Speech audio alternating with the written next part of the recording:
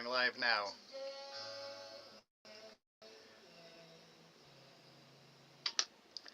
Hello, hello, hello. Welcome to the Joe Luca Real Estate Show right here on WNRI 99.9 FM, 1380 AM, and of course streaming 24/7 at WNRI.com. My name is Joe, and I am your host every Tuesday from 6 to 7 o'clock p.m., and we rebroadcast the show on Saturdays at 1 o'clock. So if you don't catch the show on Tuesdays, you can catch it rebroadcast Saturdays at 1 o'clock. A little bit about me. I'm a realtor. I work with buyers and sellers of residential and commercial real estate, and I love what I do. It's very rewarding, helping people buy their first home, downsize, upsize, whatever the case may be. I love what I do. The purpose of this show every week is to provide information for you, the consumer. I do not get very technical or verbose and use fancy words, real estate words, because most people wouldn't know what I'm talking about. So I try to make this as valuable and content-packed as possible. I work at a company called RE/MAX. I work at the North Providence office. Even though I live in Cumberland, and they have an office in Cumberland, I choose to go to the North Providence office. I'm currently president of the National Association of Hispanic Real Estate Professionals, Providence chapter. No, I'm not Hispanic. No, I don't speak Spanish, although I do study it. I'm of Italian descent, and I speak Italian, but you do not need to be Hispanic to join or be involved in the leadership side of NAREP, as we call it, National Association of Hispanic Real Estate Professionals. Essentially, we have a goal of increasing the Hispanic homeownership rate as well as Hispanic wealth, because they are linked together. The best way, and this is not just for Hispanics, this is for everybody, the best way to generate family wealth is through home ownership. So if we can increase the home ownership rate, we are going to increase the wealth of families, and that's something that I'm on board with. I support wholeheartedly. When my family came here a little over 100 years ago, that was one of the things that they worked hard for. They worked in factories, they started businesses, did what they had to do to work hard, save money so they could become homeowners and owned other properties as well. So this is something that makes the United States very different than other countries, because it's a lot easier to buy property here. And one of the most rewarding things, one of the most rewarding parts of my job is working with first-time homeowners. Folks who may or may not have been born here, but they come here, they work hard, and they buy a home. And we have a very high home ownership rate compared to other parts of the world, because we have a 30-year fixed rate mortgage that's guaranteed by the government if you do not have strong enough credit or credit history. So you can certainly go to the bank and get a conventional mortgage for 30 years, or you can get a product that's guaranteed by the federal government, either an FHA loan, a USDA loan, or a VA loan. These are great programs. They have lower interest rates, the lower down payment requirements, either 0% or 3.5%. The best loan that's available, I think, is the VA loan, because it's no money down and you don't have to pay PMI, private mortgage insurance. So that is something that is a great option for active military and veterans. So if you have any, if you are active military or you're a veteran, you should certainly try and leverage that, take advantage of that program, because it's a great opportunity. The VA program right now, the 30-year VA fixed mortgage, 5.86%, the 30-year FHA, 5.84%, and the 30-year fixed, the conventional, 6.2%. These are actually up a teeny tiny bit from yesterday, but they're much lower than they've been in the past. And the general, air quotes, consensus is that rates are going to drop a little bit more as we get into 2026. So what I want to do is I want to review some of the ups and downs and some of the top news items in 2025, and then kind of talk about where I think we're going to go in 2026. But before I do that, I want to give a shout out to Vern Rainville. Vern Rainville is licensed by the state of Rhode Island to be a public insurance adjuster. Public meaning he works for you, the public, not the insurance company. If you have a claim, think you have a claim, or even if it happened 6, 7, 8, 9 months ago, give Vern a call. 484-300-8495. Again, 484-300-8495. That's Vern Rainville. And he'll get back to you within 24 hours, and he'll answer any questions you have and see if it's something that he could help you receive maximum compensation for an insurance claim. And he'll let you know up front what he can do. So that's Vern Rainville, 484-300-8495, public insurance adjuster, and Compass Title and Escrow and Compass Law. Anthony Betancourt and his team do a great job helping our buyers and sellers, and they're very good at identifying potential issues in a transaction early on. Okay, surprises are never good when it comes to real estate, and I have a team that I work with, on the closing and title side, lenders that are very good at identifying potential problems, either with the property, with the transaction, with the financing, things like that. So we have they're known quantities earlier in the process and not later in the process, because if you find out 10, 14 days before closing that there's a problem, that can be a challenge, because now the parties that are moving, they have to reschedule their movers, maybe where they're moving into or moving out of, that their adjustments can't be made in that schedule. So it's really important to work with a team of a realtor, a lender, and a closing and title attorney that works well together, communicates well, operates as one unit to protect you, the buyer or seller of the real estate. Because again, surprises are never good, so we try to identify potential surprises early on in the process. Okay, without any further ado, let's go on. So 2025 in review. We're going to talk a little bit about the economy, housing, and what may be coming next in 2026. So what was it that defined 2025? I'm sure you get a lot of different opinions if you talk to different people, but high level, some of the things we've talked about, 2025 was a slow but a stabilizing year for the housing market. There were signs of improvement. After years of volatility, we had crazy appreciation, rates of equity accumulation over the past several years, and in 2025, things settled down a little bit. Now, we're in the Northeast, so we're one of the strongest regions in the country when it comes to home sales. So there are other areas that did not fare as well as us. The market shifted a little bit more towards normalization because we've had increases in inventory. At some point we were down to 2 weeks of inventory here in Rhode Island, and now we're up to closer to a month and a half or so.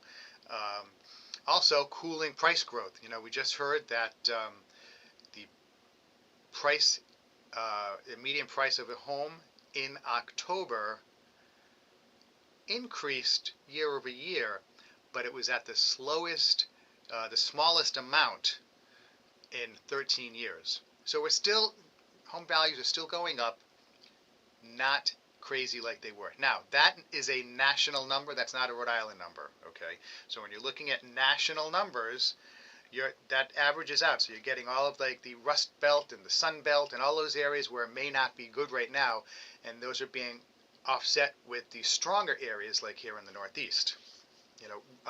The Greater Providence market is one of the top markets in the country. Okay, that's really significant. And also, Boston, Hartford, and Buffalo as well. So we've got a lot of strong areas. But despite the stabilization, as we know, affordability was a major challenge, not only nationally, but especially here in Rhode Island.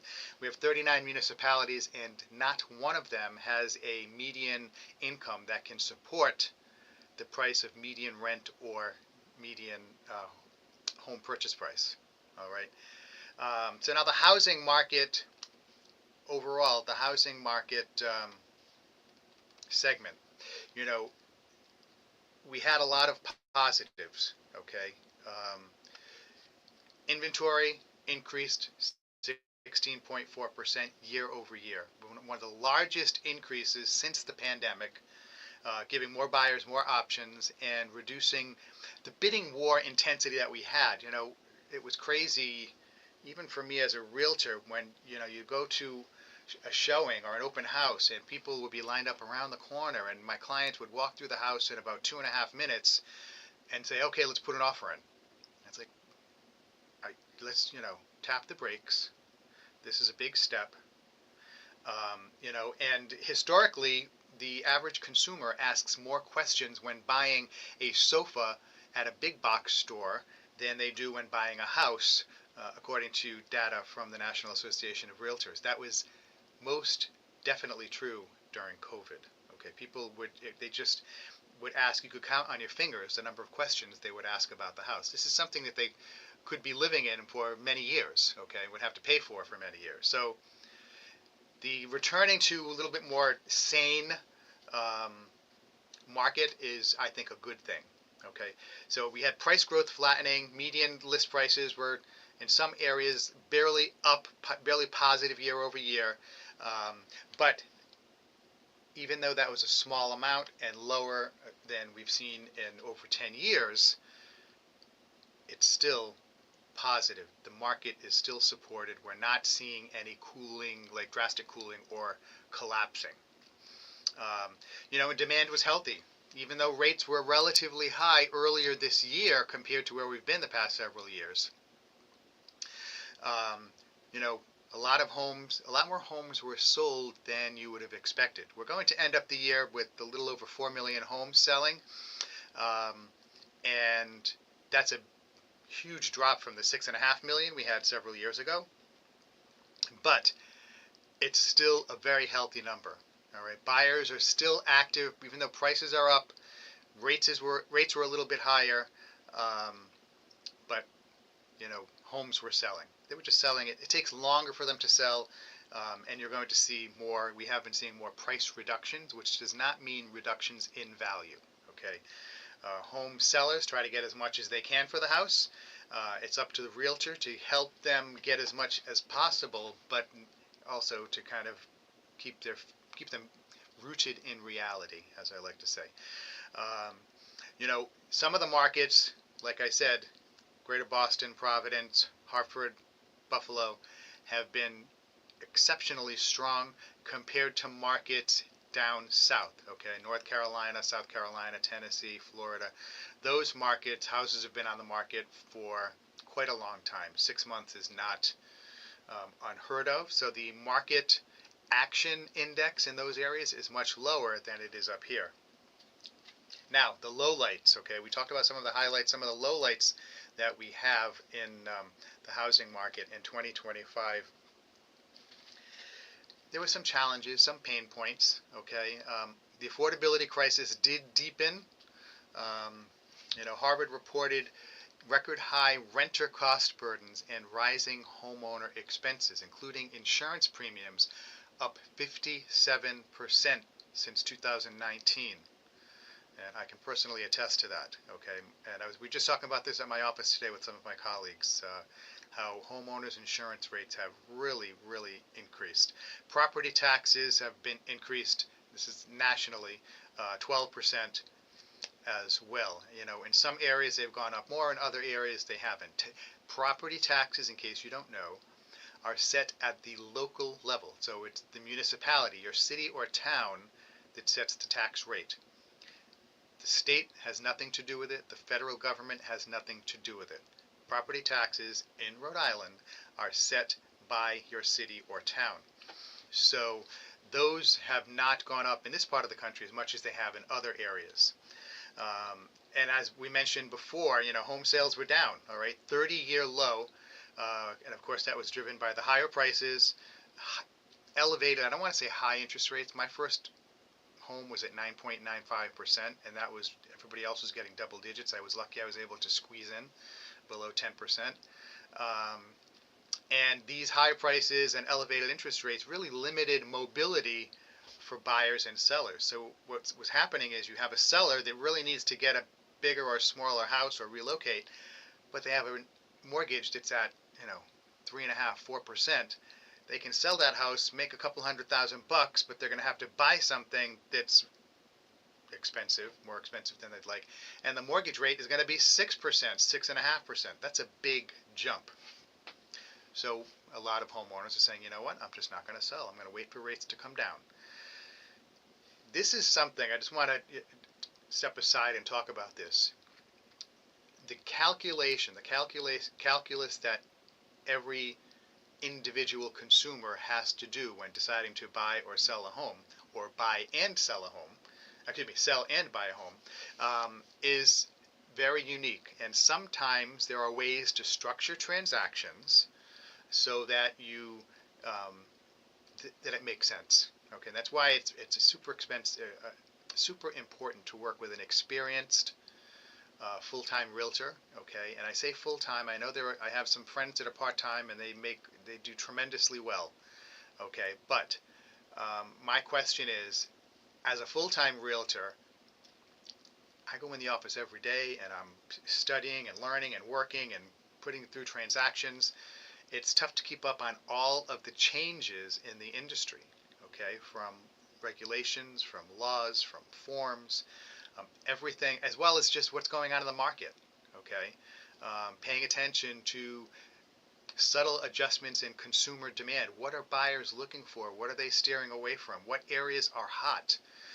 We have access to all of this information as realtors through the Rhode Island Association of Realtors and the National Association of Realtors. Okay, they process. They're like an aggregator for all of this data, and we're able to look at that to really get a precise idea of what properties are worth and what consumers are doing. Okay, at certain price points with different types of houses, the consumer for a $450,000 single-family house is going to be very different than the consumer for an $800,000 monstrosity. Okay, 5,000 square foot house. All right, so it's important to know those subtle differences to accurately support the consumer. Okay, price reductions increased this year. Okay, in 2025, 39% nationwide. 39% of listings saw cuts as sellers adjusted to a more competitive environment. Okay, what was happening before is you'd put your house on the market. The neighbor's house went on the market and sold right away. So yours goes on the market and you don't have any competition. So maybe you can push your price a little higher and people will still come and look at it and put offers in. However, now buyers are being a little more circumspect, a little bit more realistic, pragmatic. And they'll look at your house, but they're like, I really like this house, but it's not everything I'm looking for. So let me just wait and see if something else comes on the market that better matches what I want. A couple of years ago, the house could have had some things that they hated. It could have been like, fuchsia, and they would have still bought it because it matched their basic needs. All right, not the case today. Today, people, they're being a little more pragmatic, a little more circumspect, and they'll wait. They'll wait. Okay. Now, sometimes they have to wait because if you're coming in and you're buying a house with a small deposit or no money down, you may put a lot of offers in before you get one accepted. So it may be a forced waiting period. Okay, we're still at the point where more than 1 out of 4 homes sold are being purchased for cash. And then probably another 20 or 25% are being purchased with a large deposit. So you may be competing with those buyers. And of course, if someone's putting a 50% down, that's a, air quotes, better offer, a more solid offer. There's a better shot that's going to reach the closing table than someone who's coming in with no money down. How is that so? Well, if something pops up during the inspection, it's going to require a little bit of a repair. All right, if somebody's putting 50% down, they might be able to absorb that repair amount and take care of that. Whereas if someone's putting no money down, they don't have any money, or they're putting a small amount down because they don't have a lot of money, they may not be able to handle those repairs identified during a home inspection or challenges identified during an appraisal. Okay, um, so that's something that is part of the reality, and those are some of the lowlights that we experience in 2025. Now, the economy in general, as a whole, what helped and what hurt. Um, there are broad economic forces that directly and indirectly impact the housing market. Okay, inflation cooled. Okay, we weren't at the 7, 8, 9, 10, in some areas 20% inflation that we had during the Biden administration, but it was still sticky in some categories. Okay, housing, as I said, the housing market is still strong, so prices are not going down in housing. Definitely not in insurance. In some of the consumable items, some foods were, prices were still inflated. Prices did not come down, or they came down more slowly. Um, the problem we have, what we need to do is we need to grow incomes in this economy, and we'll talk about that a little bit more later on, because that is, I think, how we're going to get out of this challenge of the unaffordability or the tough affordability of housing, with rents or purchases. I don't see prices coming down because supply and demand. There is more demand than there is supply. We're not going to be getting enough supply coming on the market in the next 5 or 10 years to really change things.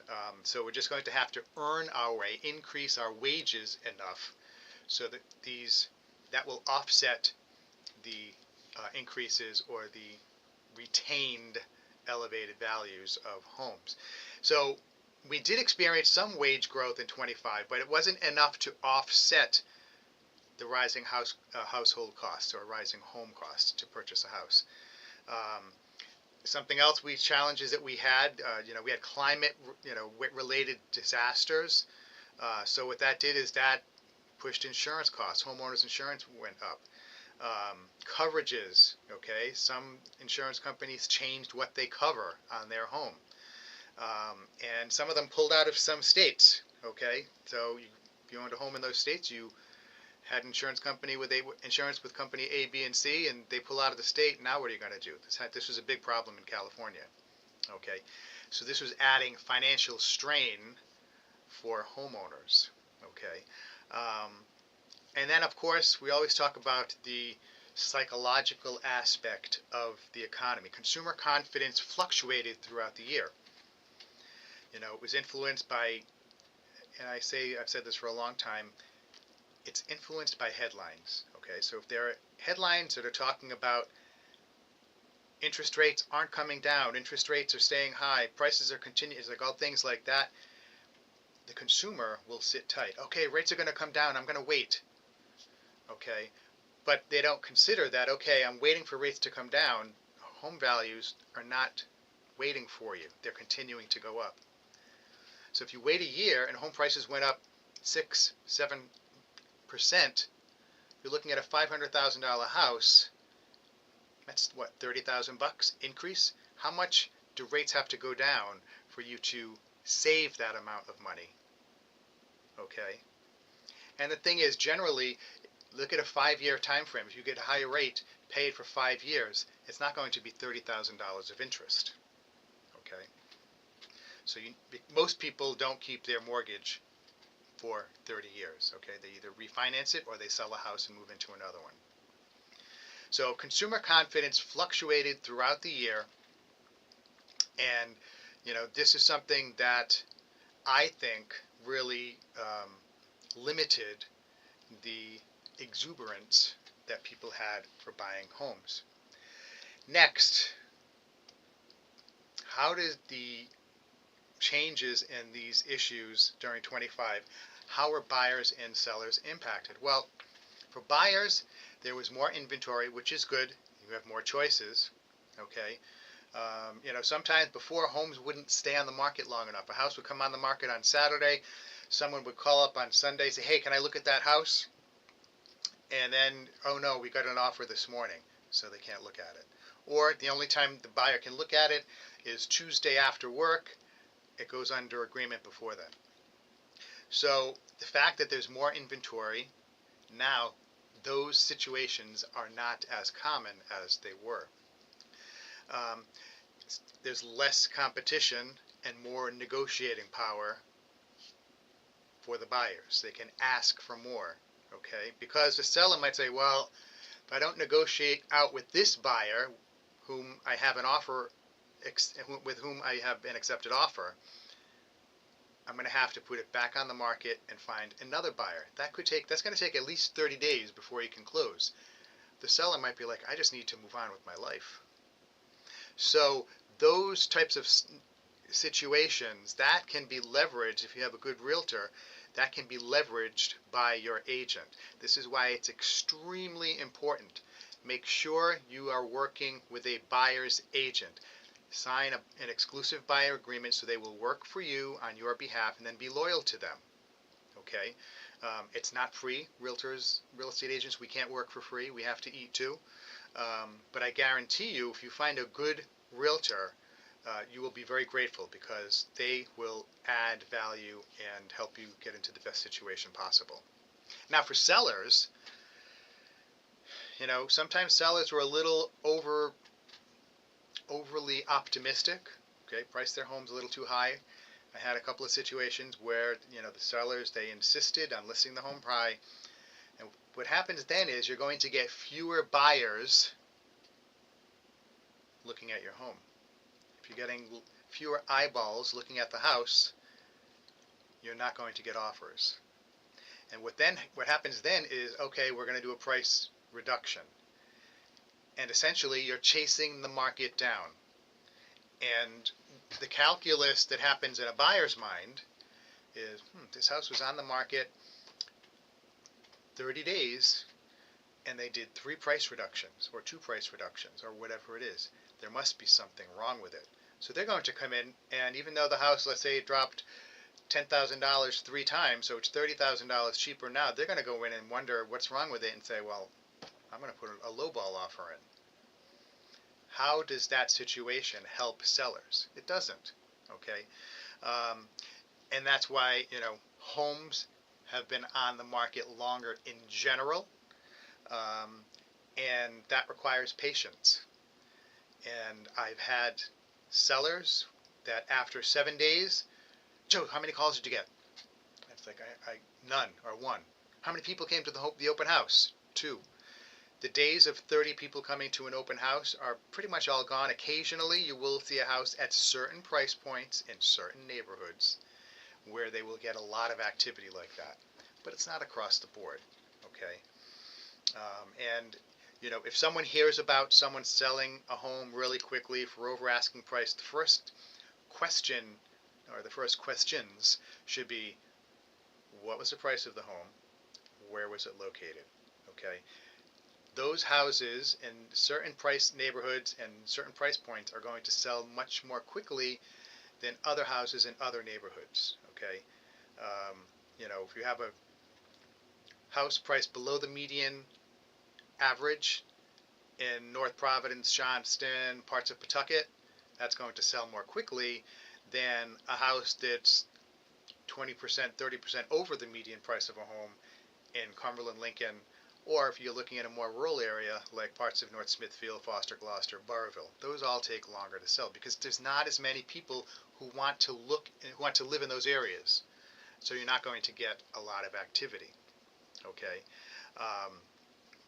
The houses that are commanding the highest number of offers and the best prices are the houses that are really well maintained. They're move-in ready, and they're in great neighborhoods. They're on a great street and a great neighborhood and a great town. And I always tell everyone, I send them everything they want for locations, but you want to buy the best house on the best street in the best neighborhood and the best town that you can afford.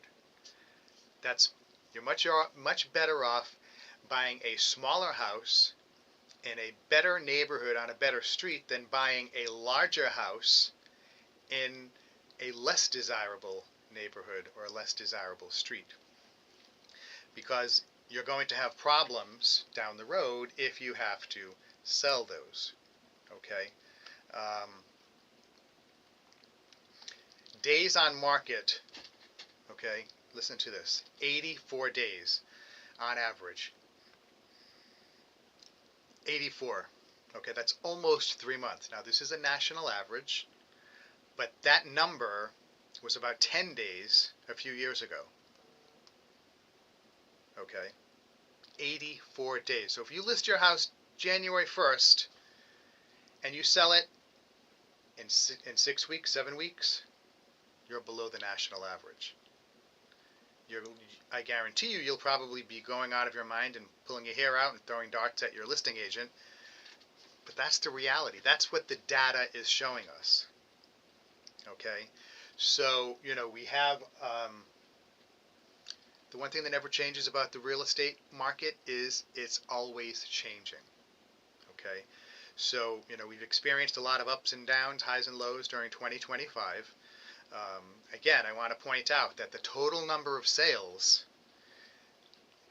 a few years ago it was 6.5 million. Now we're just going to be a touch over 4 million. That's a big drop. Okay, let me see what that actual percentage is. I can't do that in my head. I'm going to want to be accurate here. So if we say 4,100,000,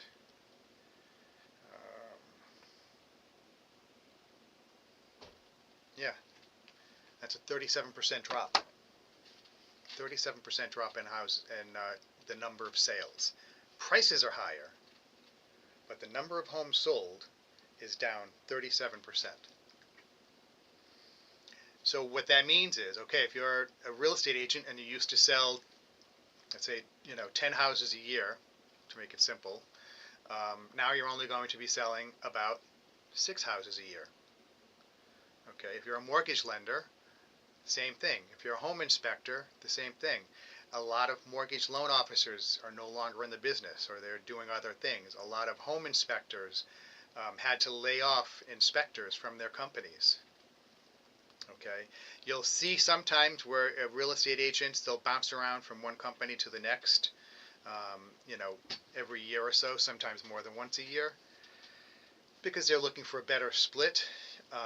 That's usually not a good sign, in my opinion, because if you stay where you are and work smart and work hard, it's easier to do that. It shows a certain amount of consistency and reliability. You don't have to spend your time informing your database, your sphere of influence. Oh, I'm no longer with company X, now I'm with company Y, and et cetera, et cetera. And now what everybody's thinking about is, why did you change? Look for someone who's not that eager to change. Okay. Now, the 2025 economy.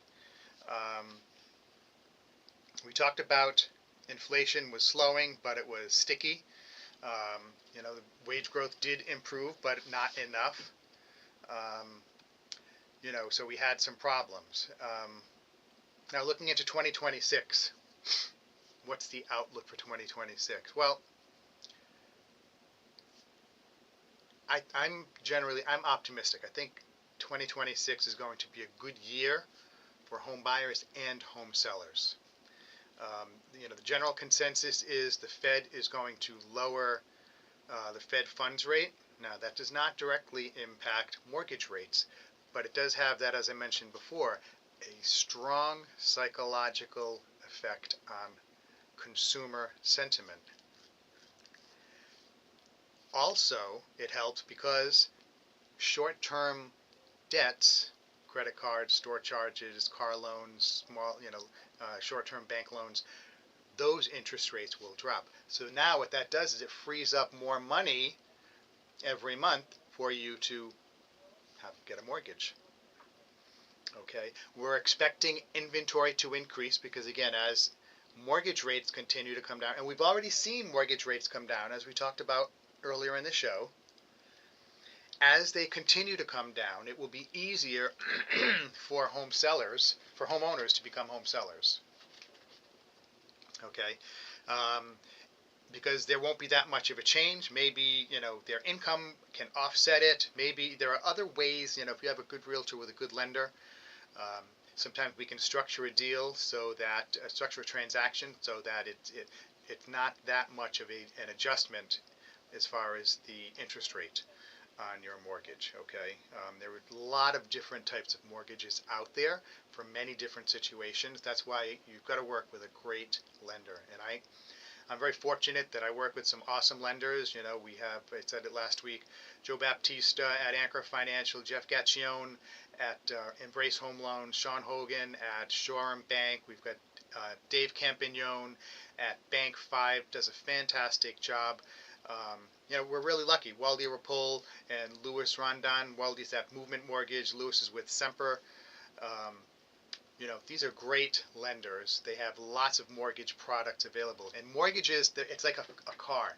You decide, okay, I want a sedan, I want an SUV, I want a pickup truck. And then you have to choose the model, well, the manufacturer, then the model number, and then your trim level.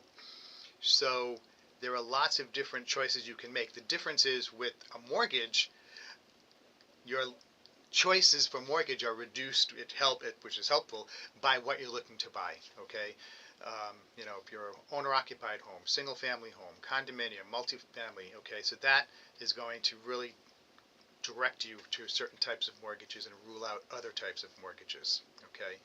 Obviously, if you're not a veteran, you can't get a VA mortgage. If you're not active military, you can't get a VA mortgage. If you don't live in a rural district, you're not going to get a USDA mortgage. So then you'd be looking at conventional or FHA or Freddie Mac. Okay. Um, so I see slow when it comes to, you know, the market in 26. I think we're going to see like kind of a soft landing with interest rates, and then we're going to start to see gradual improvement as we work through the year. You know, I think Q1 is going to be a little bit more settling in. Q2, we're going to start to come out of that. The beginning of Q2, I think by the end of Q2, Q3, we're going to see interest rates continue to ease, you know, especially after there's a new chairman of the Fed installed. That I think will definitely help. But I think even before we have a new chairman of the Fed, I think we're going to see the Fed funds rate reduced. As I said, inventory is going to continue to rise. Prices, we're going to remain at least stable, and I think in this part of the country they're going to continue to increase. You know, they're going to continue to increase. Not by 10%, but, you know, anywhere between, depending on your locale, anywhere between 3 to 7, 8% in the southern New England area. I think we're going to start to see more buyers re-entering the market. They're going to be cautious. A lot of buyers were on the sidelines waiting to see what was going to happen. Oh, what's going to happen? There was a government shutdown that gave people pause in 25. There were the tariffs. What's that going to mean? There was inflation. All of these topics during 25 that were giving buyers a reason to tap the brakes and sit on the sideline. Those buyers, they're going to start to come back into the market. So this is going to increase the rate of housing activity, especially in the more affordable areas. Okay, you know, the people that are looking to buy $700,000, $800,000, $900,000 homes in Rhode Island, they're buying, albeit more slowly, and that there are fewer of them. Their rate of purchase has remained fairly consistent compared to the buyers at the lower end who have had to wait on the sideline because they're unsure about things and they're being a little cautious. These buyers are now going to come back into the marketplace, and that will be good for sellers who put their homes on the market. Now, another possibility is what's called, you know, stagnation and sideways movement. I don't ascribe to this option, this scenario, you know, where rates stay higher for a longer period of time, affordability remains strained. In other words, wages are slower at increasing and prices stay high. Inventory doesn't increase, and you know, the market will remain somewhat balanced but sluggish because, you know, things are moving. Okay, but it's just moving through the process more slowly. So it'll be, this scenario too is kind of more of what we've had this year in 2025. Excuse me. I don't believe that that's something that we're going to have next year. Scenario number 3, which I think is least likely, is where we have an economic downturn and a housing pullback. There have been some podcasters who have talked about this, some gurus, and honestly, I think it's just clickbait. They just want people to, they're looking to increase their views and whatnot. And if you talk about housing crash, housing crash, if I talked about that, I'd have lots of people clicking on my videos and watching my social media posts and everything. But, I'm not disingenuous. I'm not a hypocrite. I say what I think. And what I think about real estate, about the economy, is based on data. Okay, and the most fundamental data does not support scenario 3, where we have a recession or job market weakening. We're going to have prices softening in many markets. Inventory builds faster than expected. Sellers face more pressure to adjust pricing, and inventories become more active in distressed or discounted markets. That's true. Again, I don't think it's going to happen. When you see headlines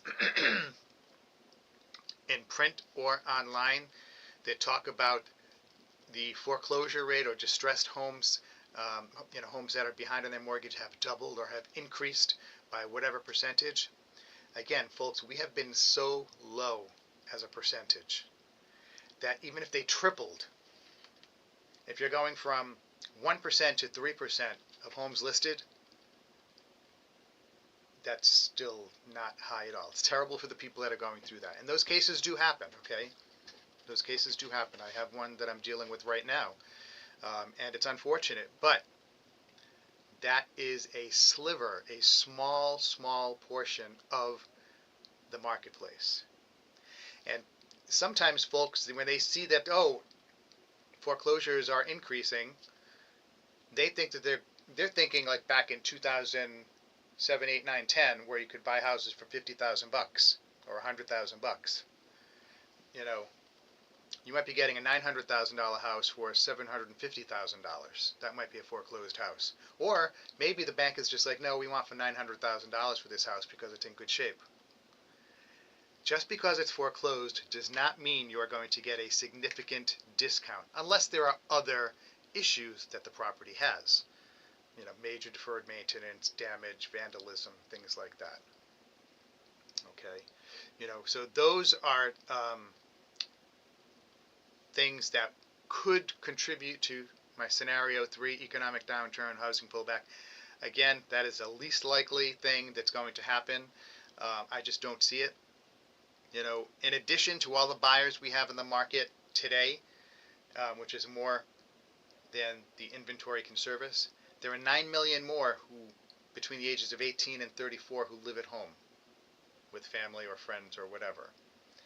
Every year, some of those folks are going to say, you know what, I'm tired of living, or I've got enough money saved, or I've got a good job now, I want to go out and buy a house. So of those 9 million people, if it's just 1% every year, that's 90,000 more homes. Okay, that's demand for 90,000 more homes nationwide. That's a lot. Okay, I think a lot of investors would like to see my scenario number 3 with an economic downturn because they'll be able to scoop up properties. But folks, again, I don't see it. I know investors who, even with houses priced the way they are buying properties, adding value, reselling them, or renting them, and making money. The one thing that's true about the real estate market is wherever it is, if you're at the top of the cycle, the bottom, somewhere in between, there are opportunities to make money if you are disciplined and knowledgeable. And of course you have access to credit, to capital.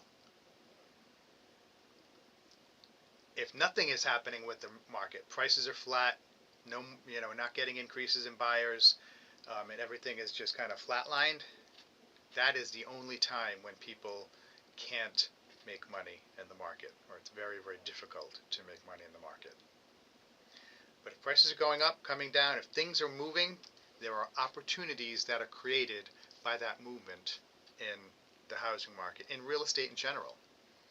You know, this show we're pretty much exclusively talk about residential real estate, single-family condominiums and multifamily. We don't really talk about commercial real estate, with the exception of maybe large residential properties, you know, multifamily properties. Because commercial real estate is very different as far as how it's valued, how it's financed. You know, commercial loans, they get reviewed depending on the type of loan, where you are, your type of business, every 12, 24, 36, maybe as far out as 48 months, where they review your finances, they review the property, make sure it's maintained well, and they review the value and the rents. Okay, so if they come out and you have a $4 million note on your commercial property, and the value of the property has declined so that there's not 75 or 75% or more equity, they might say, okay, you know, Sally, got to call your loan. Okay, you've got 90 days to pay this off, or we foreclose. Refinance it, or we foreclose, because the value is not there. Now, there are ways that you can kind of elongate that process, but those are the types of things that happen or can happen with commercial real estate. So it's a very different animal, and that's why I don't really get into it here, because literally every single commercial real estate transaction is different. You know, because of where it is, the condition. If you're buying a 10-unit property, you know, you've got 10 separate units. If you're buying a 10 unit in Woonsocket, or you're buying a 10 unit in Westerly or Providence, they could be two totally different transactions, because of the zoning law, because of the taxes, because of different things like that. And that's with residential multifamily, residential commercial multifamily. If you're looking at office, industrial, special use properties, gas stations, things like that, they're even more different one from the other. Folks, you are listening to the Joe Luca Real Estate Show right here on 99.9 FM, 1380 AM, WNRI. You can also catch us at WNRI.com. We are here every Tuesday from 6 to 7 p.m. and Saturdays we rebroadcast the show at 1. And if you want to catch the show, you can, if you look for my YouTube channel, and I try to upload I broadcast the shows on that every week. So if you look for Joe Luca Realtor, or put in, you know, Joe Luca Real Estate Show, you should be able to find the show. Pretty boring as far as the video, because it's basically just me talking to the camera, but you'll be able to catch the show if you don't catch the full thing live. I want to do another quick shout out to Vern Rainville, public insurance adjuster. Vern is licensed by the state of Rhode Island to be a public insurance adjuster. If you have a claim on your property and casualty insurance, 484-300-8495. Again, 484-300-8495. Vern Rainville, public insurance adjuster. I've referred friends, family, colleagues to him. No one has been dissatisfied. Everybody's very satisfied with the work he does. And then also Compass Title and Escrow, Anthony Betancourt and his team of attorneys and paralegals do a great job taking care of our clients. You know, and I said this last week and the week before, you know, Anthony had a great class that he offered to his actually, you don't even have to be a vendor partner. He offered it to everyone about AI and all the, you know, potentialities, everything, how AI can help small business people. And I learned so much there. I'm very grateful to Compass Title and Escrow for that. But that's the way, you know, Compass Title is. They're really out there, and they try to stay ahead of the curve. They're working hard in that regard. So we're grateful to have them as one of our partners on our team. Now, generally speaking, 2025, it was a year of transition. Okay, we didn't have the boom of the pandemic years where everything was kind of shooting right up and people were buying houses like they were going to be homeless tomorrow. We didn't have these kind of like the frozen situation that we had in 2023 and 2024. But, and this is like kind of nationwide, 10,000 foot view. We had a little bit more of a march towards a balanced market. Okay. The Northeast, less so. Other part of the country, a little bit more so. As we head into 2026, though, obviously the story isn't written yet. I'm somewhat optimistic. I think we're going to see home sales at the end of 2026 be higher than, I think we'll be closer to 5 million than 4 million. I don't think we're going to get back to the 6 million plus, but it will be a better number than we have this year. And I think that's going to be the result of rates that are a little bit lower. Income, wages, real wages are going to be a little bit higher. And just a general consumer sentiment will be improved. And as the consumer thinks the economy is better, as the consumer thinks the housing market is better, it becomes better. It's a self-fulfilling prophecy. Okay, so I think we're going to kind of maybe continue to skid along like we've been doing the end of this year in the Q4. But Q1 and then into Q2, I think things are going to pick up and be better. I don't see a prolonged skidding along at the bottom like that. I don't see a downturn in the market at all. A lot of this is going to, as I said, depend on interest rates and real wages. I think that when the big beautiful bill starts to have its impact, reduced taxes, I think increased efficiencies, reduced regulations, these are things that are going to strengthen the economy and increase employment. We're already starting to see folks who were out of the workforce now coming back into the workforce. They're looking for work because they see opportunities. Okay, one thing is very certain, and that is informed buyers and sellers always have opportunities. And that's what realtors, full-time experienced realtors, we are here to help you navigate that process. Okay, we're here to help you navigate the weather, okay, the storm. And if you're buying or selling, you need to work with a full-time experienced realtor, and don't think if you're buying that you can rely on the listing agent, because they're not looking out for your best interests. They're looking out for the seller's best interest. Okay, you need someone to advocate on your behalf as a buyer. Okay, anybody, if you have any questions, I always forget to plug myself during this show.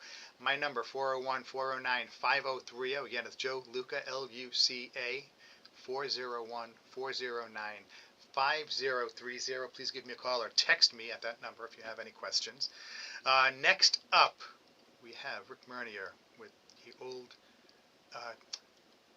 old time preaching ministry. If you're going to have any great, you want to understand Scripture, you want to get a good interpretation, the good book or the good books, it's kind of like our passport to life. Okay, so please stay tuned for that. Other than that, we will be back next week. Happy New Year, everybody. I'm very fortunate that you listen in. Take care. Bye-bye. Hey, guys. Thank you so much. This is